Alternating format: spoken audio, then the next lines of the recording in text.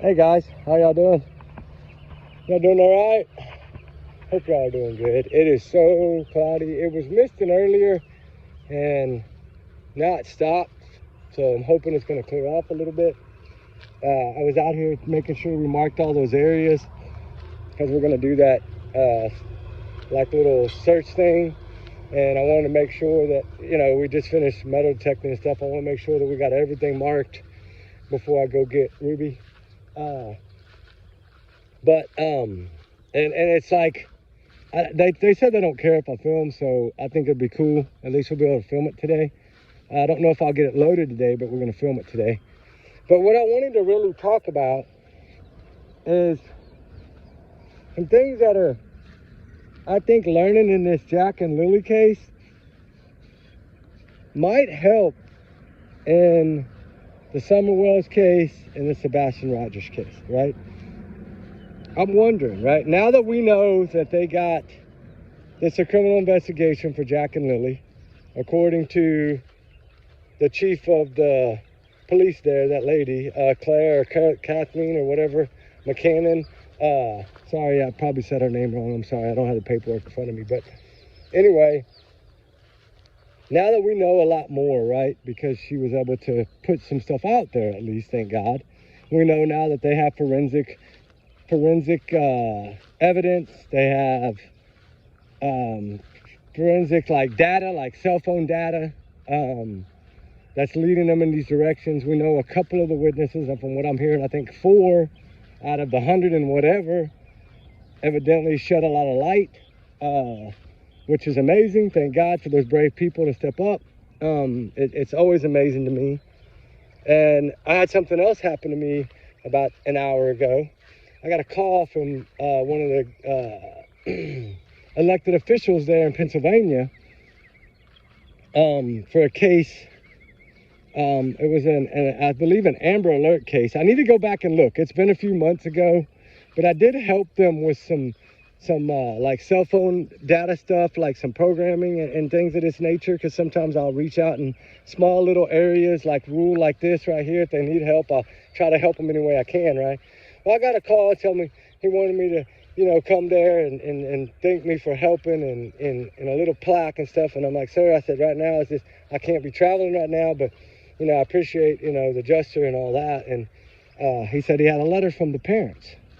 So when I get that, I'll share that with y'all guys. I don't know what's in it yet, but whenever it gets here, 4 or 5 days, probably 6 days, I don't know how long it'll take. But whenever I get it, it's something that I think I'll reach out and make sure she's okay with it. And if she's okay with it, then I'll share the letter with y'all so y'all can, because y'all are a part of this channel. We're all the family here. So if I do something to help in the case, I look at it as we all do something to help in the case. Because y'all know, like, y'all are family, right? We're all one big family here on this little channel. And, anytime we can help, that's what it's about. But I know I got a little sidetracked. But anyway, I was thinking about the Summer Wells case compared to Jack and Lily. Because I've always thought that something bad happened, like those kids got into something within that home. Y'all know what I'm talking about? Some form of substance or something. And that's what happened. I've always thought it was probably an accident. And then it was covered up somehow, some way. But now that we know that there's forensic evidence from inside that home, that really tells us a whole lot, guys. It does. And I'm wondering, right, did they do that in Summer Wells' home, right? Because I always thought Summer Wells was an accident. Did they do that in the van? Did they test any kind of forensics in that van at all, right, where she was in that back seat? Did they test and see if they could find any slab or drool, anything that would have let them know something bad may have happened in that van? I don't know if they did that or not, but it's something that I think they should have done. And if they have the van, it's something they can always go do. That might open up a door, right? Sometimes you just say something out here and it's something they might not have done. And then it rings a bell and they're like, okay, if we still got the van, all right. And you know what I mean? That's why I say it's always better to try to think of outside the box always, right? We know in the Jack and Lily case, they've been asking social media to get involved and to help and to spread awareness and to spread their faces. And, of course, not all the speculation, but respectfully, but they're still asking for social media help, which is amazing. it's showing you that I think they're finally catching on that, hey, the true crime world is here to help, not to hurt, right? And so hopefully that will open up some doors for people like us. Sorry, I almost dropped the phone. It will help open up some doors for the true crime world, possibly, right? That's big news to me. That's how I take it. You know, when they ask for social media help, specifically like that, that's kind of makes you feel good. Like, hey, we must be doing something at least halfway good, right? But I'm wondering if some of the same stuff that's done in this case was done in Summer Wells' case. We know in Sebastian's case, they didn't use aluminum. We know we didn't do that kind of check in that home, which really sucks. Because it might have been nothing, but it might have been something. And that's the thing. Did they check the cars forensically? I don't know. Did they, you know, sometimes you just look. If you don't see, you know, red stains or anything like that, I guess maybe they don't do it. But still, all in all, it's if you can utilize the forensics, use it, right? That's what it's there for. It's a tool. It's a tool. And I'm not saying that it's a cheap tool. I'm just saying it's a tool. And, you know, cell phone technology getting so much better, right? That new FBI program that's out there. NASA's working on, I think theirs might already be done, on a program for cell phone stuff that we can get and we can pay for off of their apps. There's a lot of doors opening up, which is amazing because it's going to make it to where, hopefully, you know, kids are always going to go missing, which sucks, but it's going to happen. There's always going to be evil monsters out there. We can't control that part of it. But at least cell phone technology getting so much better that you can track phones now if they're off. There's certain apps that will connect or try to connect, even if the phone is powered off, right? I know this in iPhones. I don't know this about all phones. But I'm saying in the iPhone world, there's so many things about deleting, right? Because I always wondered if he factory reset his phone, why was this stuff still on there? Sebastian's case, I'm saying. I learned something the other day. Well, actually been about a month ago, but anyway, that when you delete something, like when I film videos, if I film on my phone instead of the tablet or the GoPro, I go in, upload it to the YouTube studio, then I delete it out of my photos and my videos, right? Because I don't want it anymore.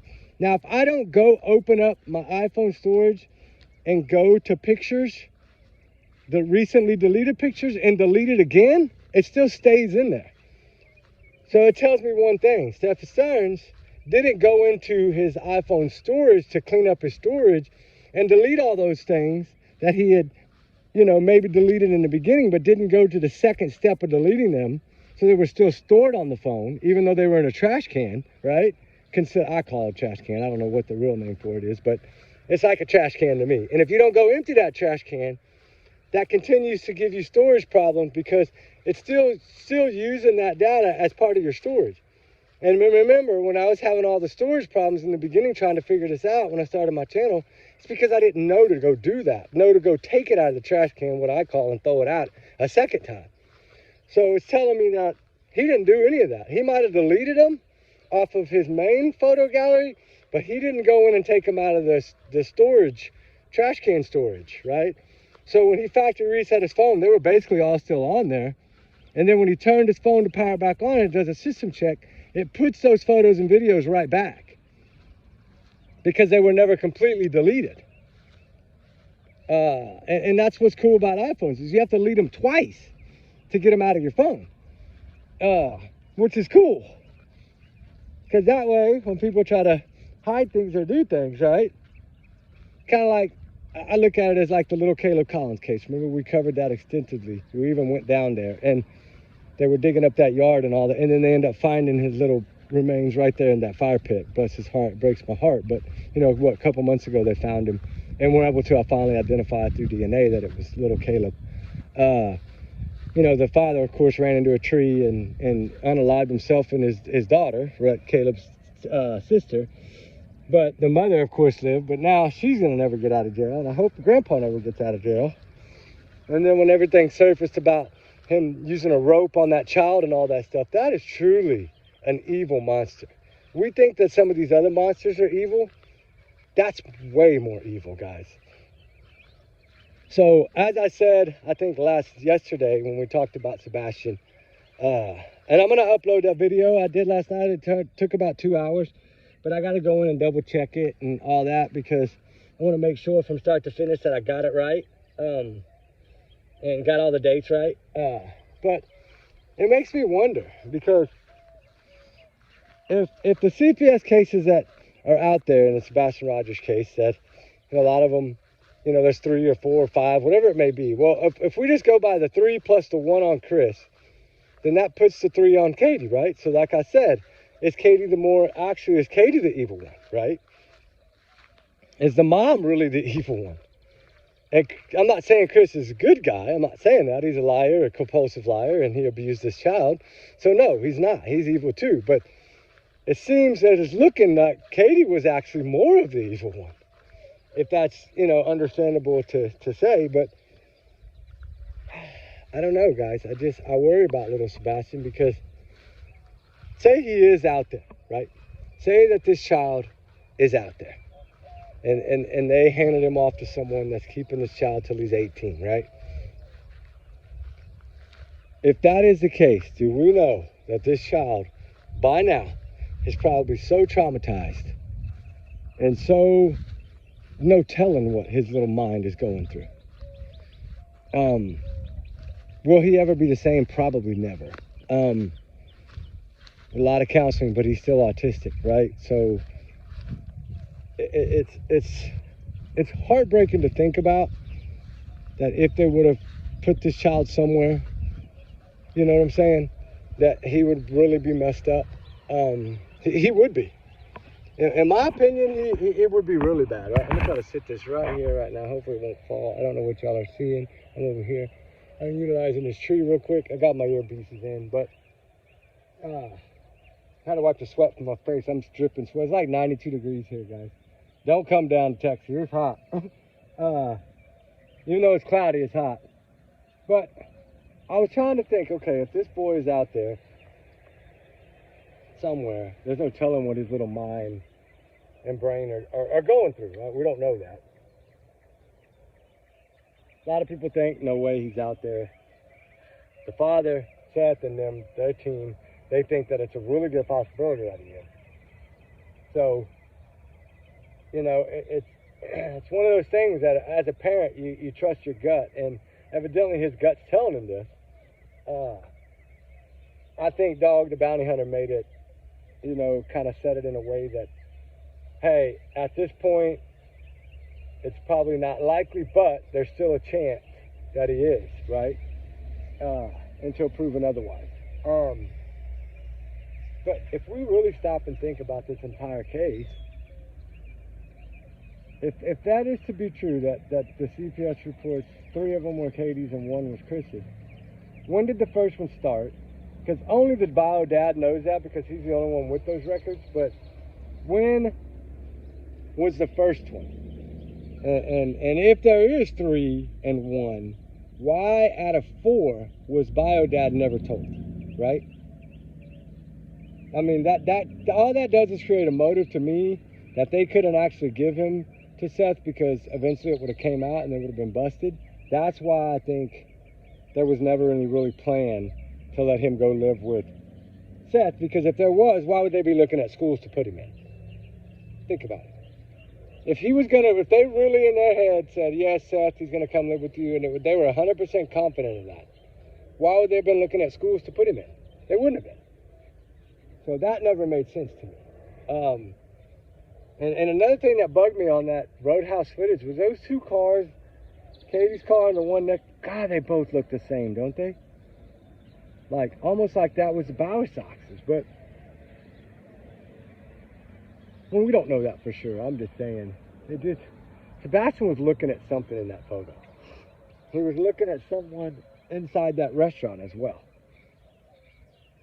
Who or what? I mean, who? I don't know. Like I said, it could have been a birthday celebration. It could have been, we don't know what it was, right? It could have been anything. But it looked, the way he was staring and double staring and triple looking, it made me feel like he knew whoever that was. He recognized them at least. And then you go outside, and here he is. He locks onto something that Katie actually push him to get him moving, because he freezes, right? And he's looking at someone back behind the cars. And then she has to kind of nudge him to keep going. And then as he's walking, his eyes continue to follow someone. And that's why I showed that picture yesterday, is because he's following and looking at someone. Who is there? Only Sebastian knows. Well, Sebastian and Katie, they're the only ones that know that. And we only have one of them that we can ask the questions to. We don't have Sebastian, the one that's missing, to ask him that question. Who are you looking at, son? Under that? Who was that? Right? Who was this person that you saw in the restaurant? And who was the person that you could not take your eyes off of outside the restaurant? I don't know. My hunch would be that it was either the Bowersocks, his sister, or Chris. Someone that Sebastian knew, and someone that evidently startled him, because he locks on, and that's it. That's why I feel like someone is there that he knew. Will we ever know? I doubt it. But because Chris and Katie aren't going to tell that part of the story. They're going to tell everything else, and they're going to try to debunk the flashlight video, and they're going to try to utilize another video that has no relevance to the case at all. It's been released. It's the man walking his dog. There's nothing else in that video. Sorry. It's just not. And they've told us all these things. Just the hatefulness. In the beginning, it was the talk of the diapers and this and that, and how he was a liar, and Sebastian was not a good kid, and he got in people's space, and all these negative things that stepfather and Katie said about Sebastian. And then they tried to come out in that newer one and say, I think there was a misunderstanding. There wasn't no misunderstanding. The words came out of y'all's mouth. Y'all are the ones that told us about his diapers. Seth didn't. Y'all are the one that told us about him loving to pee on himself. Seth didn't. Seth didn't say anything negative about Sebastian, ever. And all y'all did was spread it. You showed us the youngest picture of this child in the world. Like, you didn't give anybody an actual idea of what he looked like the day he went missing, which Katie always says Monday, because in every one of her stories, she starts with Sunday, which I always believe whatever happened on Sunday. That's because she's stuck with Sunday in her head. She says, Sunday, the day before Sebastian went missing, right? How does she know? If he went missing at 10 o'clock that night after the thud, that would not be Monday. But for some reason, she's telling us it's Monday. So if we believe her, then that 3 a.m. flashlight video is the answer. If we believe Katie, then that video is the answer. The thing put out by law enforcement last seen on the 25th, that's basically saying he was not seen by anybody or any camera since the roadhouse, right? So they have no proof of this child, which is telling us one thing, and a lot of people aren't talking about it, but I'm going to, because they're telling us that he was last seen leaving the roadhouse, right? That's the last known camera footage of this child. He was never seen on any other surveillance or security camera. Remember, they've made that clear. He has not been identified on any camera past the Texas Roadhouse. Okay? So if we believe law enforcement, which we should believe law enforcement, what does that tell us, guys? That tells us that Sebastian Rogers, y'all ready for this? Did not take out the trash. Think about it. There's footage of whoever took out the trash. It's grainy, but it's footage. So they're telling us the last time this kid was seen on any camera was leaving the Texas Roadhouse. The proof of life video for Seth. That's the last time. Any surveillance within, any cameras within that neighborhood, they made it clear. Not one camera in that neighborhood ever picked up the child on the 25th or the 26th, right? The Roadhouse was the last footage. Without, of course he's been with mom after that, but what I'm saying is, they're telling us No camera in that neighborhood picked this child up. Think about it. That's important. So he didn't take out the trash. Law enforcement is basically giving us the answer. Law enforcement has never come out and said he took out the trash. Think about it. Why are we missing this? These are the little things. After this long, guys, we should not be missing this. I'm mad at myself, too. We've got to start thinking outside the box. Sorry, we got to. That was the purpose of this video. I'm hot, tired, and sweaty. I've been out in this field for hours. But I wanted to come on and say that. So can we now say, by basically going by law enforcement information, and everyone that owns cameras in that neighborhood, that he was not seen on any camera footage within that neighborhood, period, none. Okay, then he didn't take out the trash, and law enforcement just let us know that. Well, they let us know a long time ago. We just didn't catch it. Because find me a statement where law enforcement says they confirmed Sebastian Rogers took the trash out at 8 o'clock. You're not going to find it. Because I've talked to people in that sheriff's office, and they know. I'm just telling you. They know. They know that if this was him on camera, they would have said it. They would have showed it. Right? They always show the last known sighting of this child. What did we see? The last known footage of this child was showed to us where? The roadhouse. I call it the final picture because he's walking to the car with his hands in his pocket, glaring at someone, specifically one target. Now, whether that window's rolled down in that car next to Katie and she's looking at them, talking to them, and somebody she knows in that car, I wish those screen would have been bigger because I could have fully seen the top of that other car, and then I would have known if that window was down or not. Because they might have only rolled it down for a second and rolled it right back up, right? I'm going to go try to find the original, reach out to some people. I really want to break that down and see if that is someone with the window rolled down in that car next to them. Or if it's the person that walked by the car. But what took them so long to walk by the car? It only takes a second to walk by a car door. I mean, 1 or 2 steps, you're past the car door. So what took so long? Right? There's some other things that we need to dig into. But the one thing I really wanted to talk about in this video was the trash. Because law enforcement's never told us it's a trash truck. I think they showed the family a different video because they didn't want to give that one away. And it makes sense, right? It does make sense. But where can we find proof Sebastian took out the trash? We don't have none. We have zero proof. Only ones that say that, the only ones that have said Sebastian took out the trash is Katie. Law enforcement's never confirmed that. And law enforcement made it clear. This child has not been seen on any camera in that neighborhood. Past the roadhouse footage. So that's telling me that whoever took out that trash, law enforcement believes is not Sebastian Rogers. I mean, we've seen a lot of clips of kids that go walking out of their front door. They go out a bedroom window. We watch it on camera, right? They always show us the last sighting, right? Lily Pepper, they showed us the last sighting of her in that school hallway on her phone before she puts the phone in her back pocket and walks out to school. That's the last photo of her. That's what they always do, especially in an Amber Alert. They're going to show you that last picture of that child. And all we've seen is a roadhouse. So make it make sense. That's telling me right then and there. I'm sorry to say it again, but I'm kind of excited about this because I'm mad because it took me this long to figure it out. But it's like, I kept wondering, okay, why are they not telling us this child took out the trash with an Amber Alert going on as big as the Amber Alert was? And I just kept digging and digging, trying to see if I could find any statement. I reached out to a bunch of people. I even reached out to Nick Barris. Hey, did they ever confirm that it was him? No, I'm hearing no everywhere.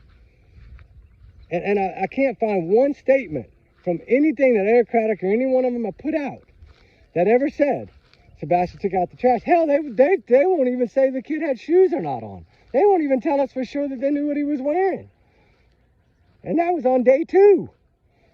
That one was 11 hours in, and he's already debunking the theory of shoes.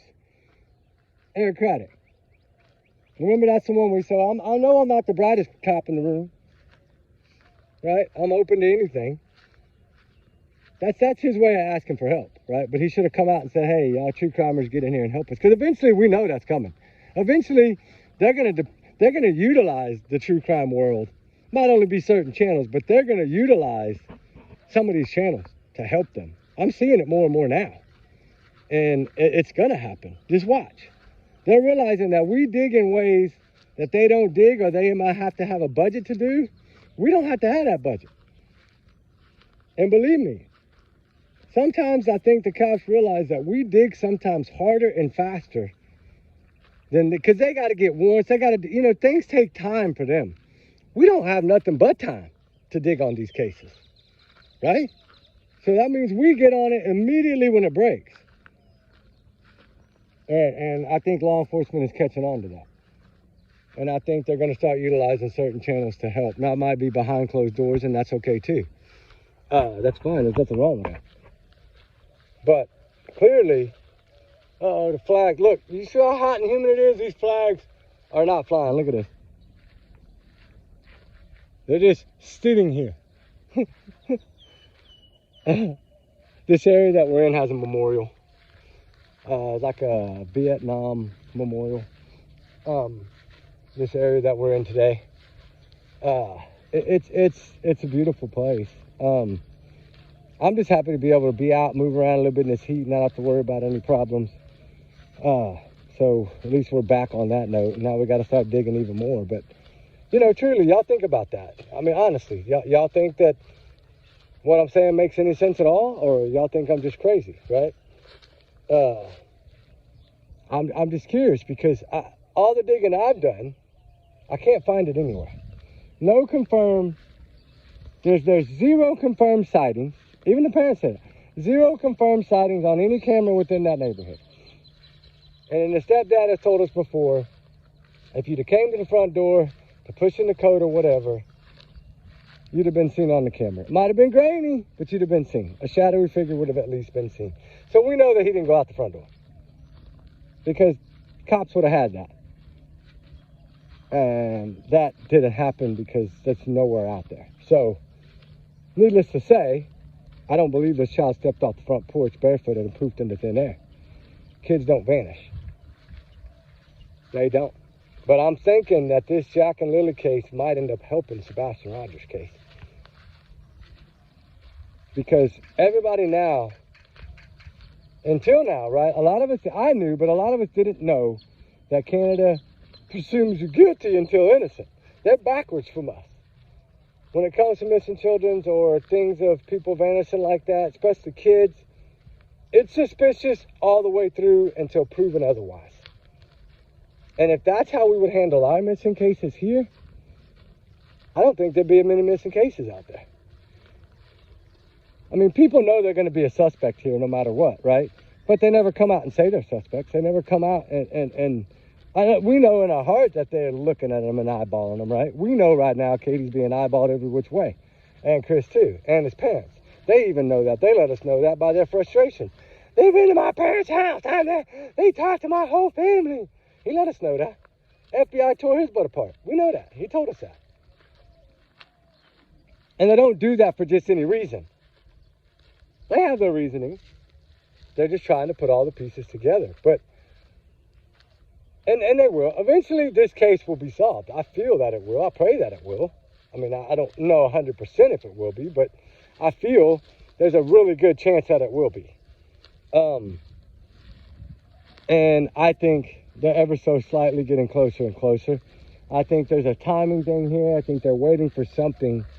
Because, you know, if they find this on this, or they find out about this device later through a tip, or then they have to get a warrant for that device. You know what I'm saying? It's like, at this point, Katie and Chris have not been cooperating for months. Probably 10 months, 11 months, 14 months. I don't even know. From what I've understood, they're not really cooperating at all. They lawyered up and that was it. But, and then of course they went after, who was that? Betty, and then the other one, I feel so bad. The barbecue lady. I mean, I don't know them people personally. I've never met them or anything like that. I've never, you know, I don't know who they are. I don't know much about them at all. But these two ladies were drug in the mud for false allegations. So I hope that they turn around and countersue the heck out of the prophets and take that house and everything else, right? For the embarrassment on YouTube. You realize this is a social media platform in true crime world, and you're going to come in and try to make false accusations about YouTubers? That's a lie? And it was proven in court that it was a lie? Oh man, I hope they go after them, and man, I hope they sue them for 100,000 plus, each one of them. I'd say 250,000 for damaged reputation. Any subscribers that may have lost, anything like that they may have lost, they can count it, all that. I would be working on a spreadsheet if that was me. If somebody came after me for false allegations like that during a missing child's case. And it wouldn't be about the money, it would be about the point. Somebody's got to eventually step up and file something against these people that are abusive and hateful. And they talk about social media tearing them apart. Look how the stepfather says he wants to slap a PI woman. He'll shut Seth's mouth forever. Now he comes after the mob crew, right? He comes after all these people, and he's the one doing all the threatening, but then he's accusing everybody else of threatening. That's bass backwards, ain't it? What is that? Grandma used to say, the pot called the kettle black or whatever. It's just, it bugs me because I'm at a point right now to where I came on to do a 5-minute video and finish this stuff I'm working on. But here I am. When I get to talk about Sebastian, I just go on and on because so much of it makes no sense. This case, I'm sorry, has more holes than Jack and Lily case. It has, because the parents have talked so much, right? Every time they open their mouth, we learn something. Whether it's lies or truth, we still learn something. And I don't know what took me so long to get my head out of my butt about this taking out the trash thing. I should have been on this from the start, but I know we were juggling so many Amber Alerts and all that during this case too that I just didn't put enough, I guess I didn't put enough into it. And I'm sorry for that. But I felt like it just kept coming to my head about him taking out that trash. And I'm like, he did not take out the trash. According to Seth, couldn't even make out who it was. It was that grainy. But if law enforcement would have thought that this child took out the trash, the last known sighting would have been at 8 p.m. in the Hendersonville area, right? Taking out the trash in his yard. They would have talked about this. They would have told us this. They would have backed these parents from getting shredded, as some people might call it. They would have stepped in and been like, no, he's on surveillance taking out the trash. They've debunked other things, right? They've come out and said, no, this is false on other things. So they would have done that. And they never have. There's not one thing out there where law enforcement has put out or confirmed that Sebastian took the trash out at 8 o'clock. Nothing. Nothing. So if that's not part of it, then we have to really stop and think that kid didn't take out the trash. And that's just one other, if that's to be correct, which there's no proof to say that he did, other than Katie's words, and I don't think anybody believes her or Chris. And some people don't even believe the dad. So, it's, it just, I'm trying to make sense of it all, I guess. And this, to me, this is a big deal because this kind of clarifies what a lot of us already thought, that wasn't Sebastian that took out the trash. So who was it? Katie was dressed in all black. I said that since day one when I saw the Roadhouse video.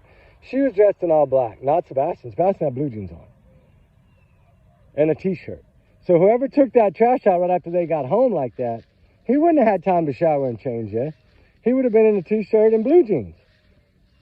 So the blue jeans being a lighter color would have been picked up a lot better in that video than all black. But Sebastian didn't have black pants on yet. Because she says, 9 o'clock when he was going to bed is when she noticed that he was in sweatpants and a long sleeve black shirt. So that's telling me probably took a shower 9, right before 8:30, 9 right before he went to bed. You're not going to take a shower and then take out the dirty trash, right? That's common sense. You're going to take trash out first, then take your shower. So he would have still had on blue jeans. And that would have been a lot more visible in the video. them black leggings and a black shirt with a black little hood like Katie had on. She had on exactly what she explained that he had on, which is weird to me. But I don't look at it that way. He told us she couldn't go out the front door. Katie's telling us he for sure went missing on Monday. So if we add all that up to now know he didn't take out the trash, and then the 3 a.m. flashlight, headlamp, whatever, video comes to the backyard, leaves the backyard, one comes back, one doesn't. Okay, that's to let us know that maybe she is being honest. Maybe he did vanish on the 26th at 3 in the morning. So, but how would she 100% knowingly know that? To say, always in her statement, Sunday, the day before he went missing. She always says that. She always goes back to Sunday. That's why I think on Sunday is when the accident or whatever happened.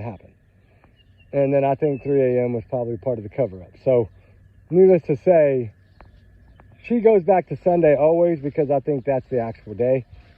She just using Monday as the day he disappeared because that's the day she called and reported him missing. But there's no way for her to 100% know this. If she dozed off on the couch and she went to bed at midnight, she didn't go check the noise that was heard in his room, the thud, at 10. How did she know that that wasn't him going out the window right then and there? Well, we know he would have been seen on the neighbor's camera if he'd have went out the window, but I'm not saying it that way. I'm just saying it as, how did she 100% know? Just like how did Jack and Lily parents know that the kids were wearing pink and sweatshirt, a pink sweatshirt and pants, pink pants and pink boots, and she stuck her head in the door when the grandma says that they hadn't seen him since Thursday night. But then stepdad tells her, you see what I'm saying? It's the same thing. They tell one lie early, and then that lie crumbles, and they got to keep going with their lies. You know, the biggest thing to me in Jack and Lily case, the biggest guilt red flag to me is the bank account. Why do you need them to check your bank accounts? Why are you throwing that there? Because they're thinking it's you, and that's why you're trying every which way in this world to prove to them that you're innocent, just like Chris and Katie did from the start. Try to prove their innocence, build their alibi, right? Build their defense. That's what they were doing. They were building their defense, just like Daniel was building his defense because the mom bailed on him.